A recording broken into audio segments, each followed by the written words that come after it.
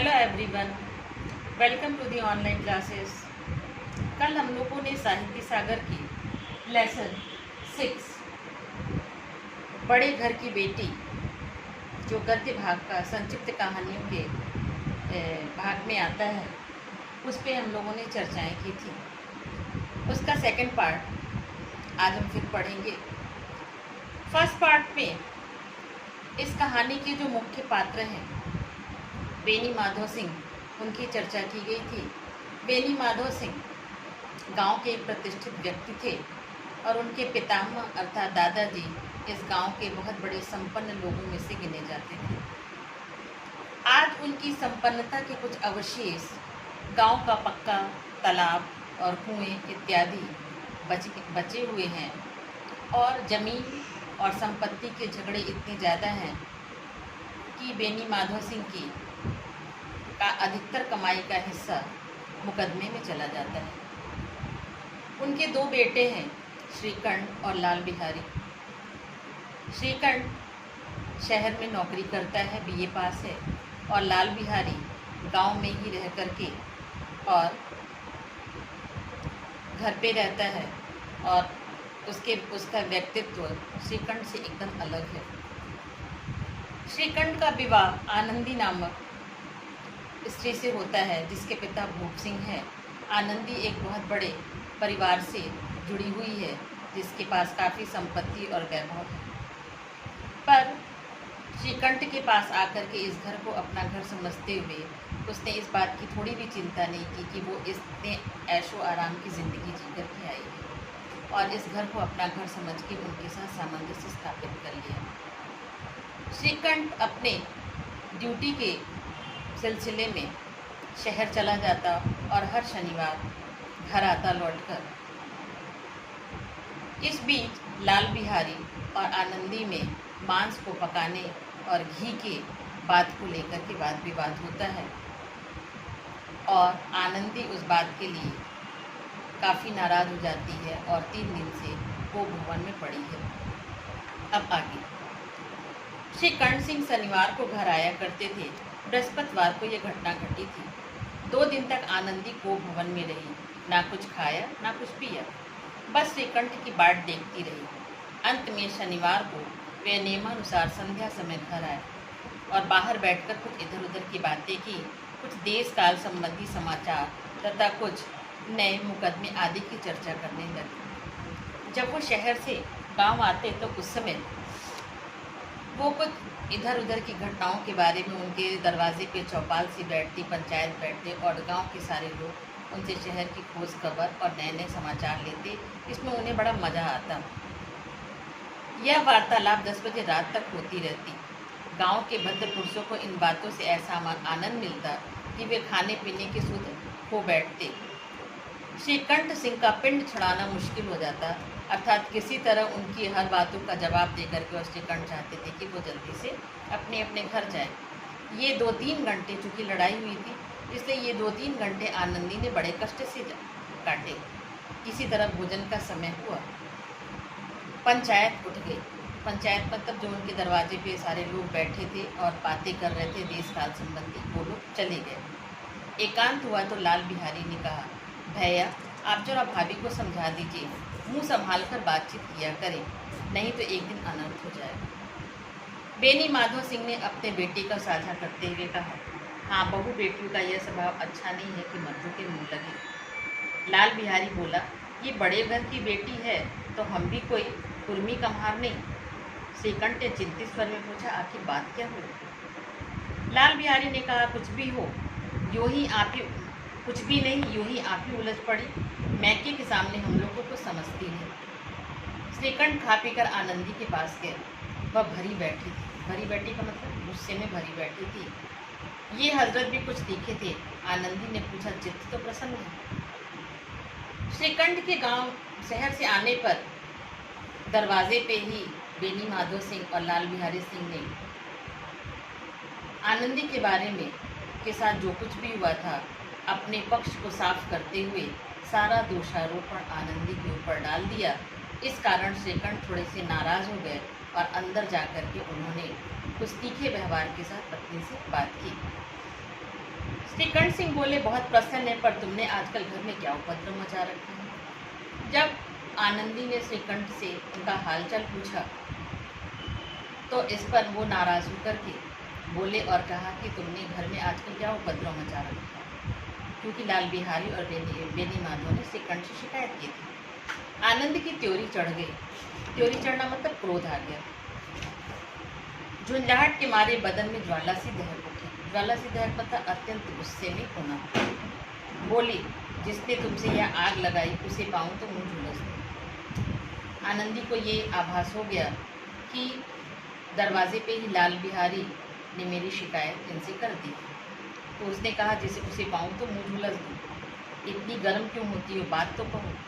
क्या कहूँ, मेरे में भाग्य का फेर है, नहीं तो एक गंवार लड़का छोकरा जिसको चपरासीगिरी करने का भी शऊर नहीं, मुझे खड़ाऊ से मार कर क्यों अकड़ता। श्रीकंठ से शिकायत करते हुए आनंदी कहती है कि गांव का सवार गंवार छोकरा, क्योंकि लाल बिहारी पढ़ा नहीं था और शऊर का मतलब होता है तरीका, वह मुझे खड़ाऊ से क्यों मार करके और अकड़ता और झूठी मेरी शिकायत करता। सब हाल साफ सब कहो तो मालूम है, मुझे तो कुछ भी पता नहीं। और श्रीकंठ सिंह इस प्रकार मुखातिब हुए। उन्होंने आनंदी से पूछा कि सारी बातें साफ सब कहो, बात क्या है। परसों तुम्हारे लाडले भाई ने मुझे मांस पकाने को कहा। घी हांडी में पाव भर से अधिक ना था, वह मैंने सारा मांस में डाल दिया। जब खाने बैठा तो कहने लगा कि दाल में घी नहीं है।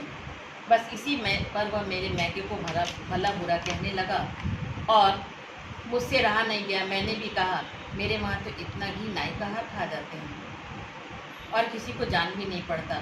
बस इसी बात पर उस अन्यायी ने मुझ पर खड़ाऊ फेंकी। यदि हाथ से ना रोक लेती तो मेरा सिर फट जाता। उसी से पूछो मैंने जो कुछ कहा ये सच है या झूठ। श्रीकंठ की आंखें लाल हो गई। बोले यहाँ तक हो गया उस छोकरे का साहस। और श्रीकंठ ने चूंकि एक पक्ष की बात ही सुनी थी, जब अपनी पत्नी की बात सुनी तो उन्हें लाल बिहारी के ऊपर बहुत गुस्सा आया, क्योंकि लाल बिहारी ने खड़ाऊ चला करके उनकी पत्नी को मारा था। आनंद स्त्रियों के स्वभावानुसार रोने लगी, क्योंकि आंसू उनकी पलकों पर रहते हैं। यहाँ पर लेखक ने स्त्रियों के चरित्र के बारे में, स्त्रियों के आचरण के बारे में बताया है कि वो तुरंत रोना शुरू कर देती है, जैसे आंसू उनके पलकों पे ही रहते हैं। और वो रोने, आनंदी ये बात कह करके रोने लगी। श्रीकंठ धैर्यवान और शांत पुरुष थे। उन्हें कदाचित ही क्रोध आता, पर स्त्रियों के आंसू पुरुषों के क्रोधाग्नि भड़काने में घी का काम देते हैं। वो बहुत धैर्यवान और शांत पुरुष थे, पर आनंदी को रोता देख करके उनका गुस्सा सातवें आसमान पे पहुंच गया, अर्थात वो बहुत ज़्यादा क्रोधित हो गए।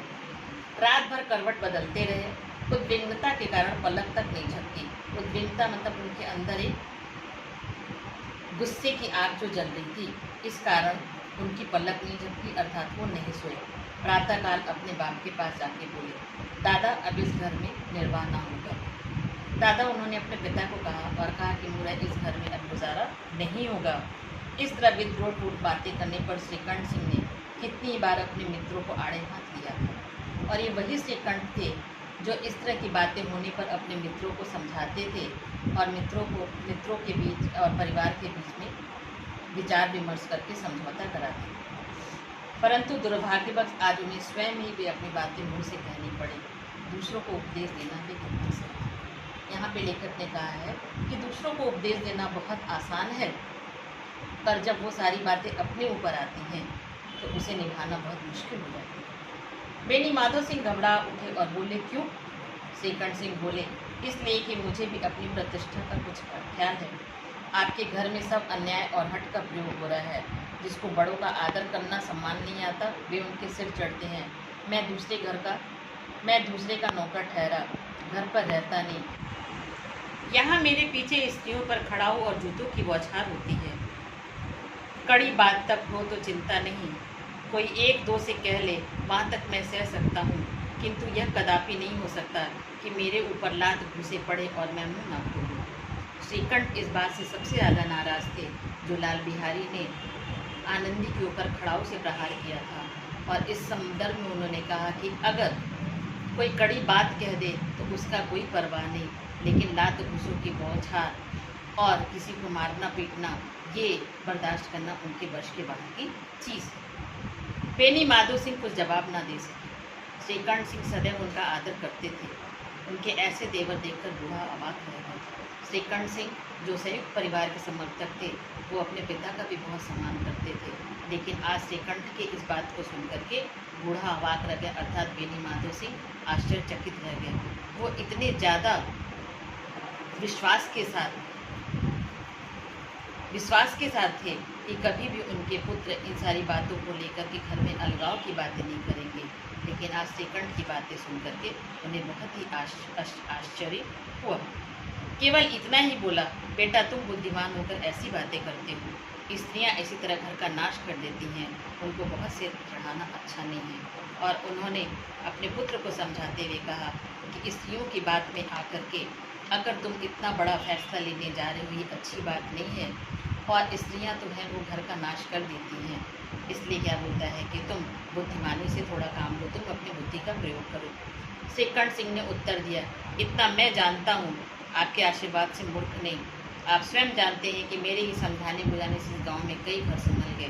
और श्रीकंठ ने अपने पिता को तुरंत जवाब दिया कि मैं भी इस बात का समर्थक हूँ और मैं भी संयुक्त परिवार का समर्थक हूँ। इस गांव में कितने घर को मैंने बनाया है, कितने घर के लोगों को मैंने समझा बुझा करके सही राह पे लाया है, लेकिन यहाँ पर स्त्री के मान प्रतिष्ठा की बात है। पर जिस स्त्री की मान प्रतिष्ठा का ईश्वर के दरबार में उत्तरदाता हूँ, उनके प्रति ऐसा घोर अन्याय और पशुवत व्यवहार असह्य है। आप सच मानिए, मेरे लिए ही कुछ कम नहीं कि लाल बिहारी को कुछ दंड नहीं दिया। और वो ये कहते हैं कि पशु की तरह व्यवहार करने वाले ऐसे लोगों को मैं माफ़ नहीं कर सकता। और मैंने बस ये कहिए कि मैंने लाल बिहारी को कोई दंड नहीं दिया, इसके बदले में उसकी कोई सज़ा नहीं दी। अब बेनी माधव सिंह भी गरमाए, ऐसी बात और ना सुन सके। बोले, लाल बिहारी तुम्हारा भाई है, उससे कभी भूल चूक हो उसके कान पकड़ो। लेकिन और बेनी माधव सिंह ने बेटे के ऊपर थोड़ा नाराज़ होकर कहा कि लाल बिहारी तुम्हारा छोटा भाई है, उससे कोई भूल चूक हो सकती है, ऐसे पे उसे कान पकड़ो, उसे सज़ा दो। लेकिन ये तो कोई बात नहीं हुई कि तुमने जो इतना बड़ा निर्णय मुझे सुना दिया। लाल बिहारी को मैं अपना भाई नहीं समझता। और श्रीकंठ ने तपाक से एक शब्द में उत्तर दिया कि मैं उसे अपना भाई नहीं समझता। स्त्री के पीछे, बेनी माधव ने कहा कि अपनी स्त्री के पीछे जी नहीं, उसकी क्रूरता और अविवेक के कारण। और श्रीकंठ ने कहा कि नहीं, जो उसने अक्रूर व्यवहार किया है, जो असहनीय व्यवहार किया है, जो गलत व्यवहार किया है, उस कारण मैं इस बात को बर्दाश्त नहीं कर सकता। दोनों कुछ देर चुप रहे। ठाकुर साहब लड़के का क्रोध शांत करना चाहते थे, लेकिन यह नहीं स्वीकार करना चाहते कि लाल बिहारी ने कोई अनुचित काम किया। बेनी माधव सिंह की सबसे बड़ी कमजोरी थी उनका पुत्र लाल बिहारी। वो अपने घर की बहू की प्रतिष्ठा का ख्याल ना करके लाल बिहारी का बचाव कर रहे थे, और यही उनकी सबसे बड़ी गलती थी, जिस बात को श्रीकंठ सिंह ताड़ गए थे। और यह बात पूर्ण रूप से अनुचित थी। अगर उस घर में लाल बिहारी और आनंदी में विवाद हुआ था, तो अगर आनंदी के ऊपर दोषारोपण हो रहा था तो लाल बिहारी भी उतना ही दोषी था। लेकिन इस बात को मानने के लिए बेनी माधव सिंह तैयार नहीं थे। इस बीच गांव के कई सज्जन हुक्के चीलन के बहाने वहां आ गए। कई स्त्रियों ने जब यह सुना कि श्रीकंठ सिंह पत्नी के पीछे पिता से लड़ने पर तैयार है, तो उन्हें बड़ा हर्ष हुआ।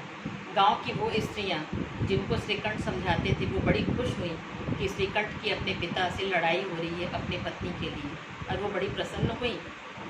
दोनों पक्ष की मधुर वाणियाँ सुनने के लिए उनकी आत्माएं अकुलाने लगी। यहाँ पे व्यंग करते हुए लेखक ने कहा है कि दोनों पक्ष की बातें सुनने के लिए वो इन स्त्रियों के और गांव के लोगों की एकदम व्याकुल हो गए कि देखें इनके घर में कैसे लड़ाइयाँ होती हैं। गांव में कुछ ऐसे कुटिल मनुष्य भी थे जो स्कूल की नीतिपूर्ण गति पर मन ही मन जलते थे, और कुछ लोग ऐसे भी थे जो इस परिवार के रिश्ते पे, इस परिवार के संगठन पे मनी मन जलते थे, और आज भी बड़े खुश हो रहे थे। इन महानुभावों की शुभकामनाएं आज पूरी होती दिखाई थी। कोई हुक्का पीने के लिए और कोई लगान की रसीद दिखाने के बहाने आकर बैठ गया। बेनी माधव सिंह पुराने आदमी थे, इन भावों को ताड़ गए, और जब गांव के लोग बारी बारी से आकर उनके दरवाजे पे बैठने लगे, तो बेनी माधव सिंह ये समझ गए कि ये लोग हमारे घर में जो लड़ाई का वातावरण है, जो माहौल, जो वातावरण है, उसको जानने के लिए बहाने से आ रहे हैं। उन्होंने निश्चय किया चाहे कुछ भी हो, ऐसे द्वेषियों को ताली बजाने का अवसर नहीं दूंगा। तुरंत कोमल शब्दों में बोले, बेटा मैं तुमसे बाहर नहीं हूँ, तुम्हारा जो जी चाहे करो। अब तो लड़के से अपराध हो गया। और उन्होंने बहुत नम्र स्वभाव में अपने पुत्र को समझाते हुए कहा कि तुम्हारी जो इच्छा हो तुम करो, लड़के से गलती हो गई है, इसलिए तुम जो चाहो अब निर्णय ले सकते हो। इलाहाबाद का अनुभव रही झल्लाया हुआ ग्रेजुएट इस बात को ना समझ सका। उस डिबेटिंग क्लब में अपनी बात पर अड़ने की आदत थी, इन हथकंडों की क्या खबर थी। इलाहाबाद से ग्रेजुएट करने वाला अर्थात श्रीकंठ के बारे में ये बात कही गई है कि वह इतना झुंझलाया हुआ और गुस्से में था कि अपने पिता की इस बातों को ना समझ सका, और वो डिबेट कंपटीशन में हमेशा अड़ जाता था हर बात पे, और उसे अपने पक्ष को हमेशा मजबूत करने की आदत पड़ी हुई थी।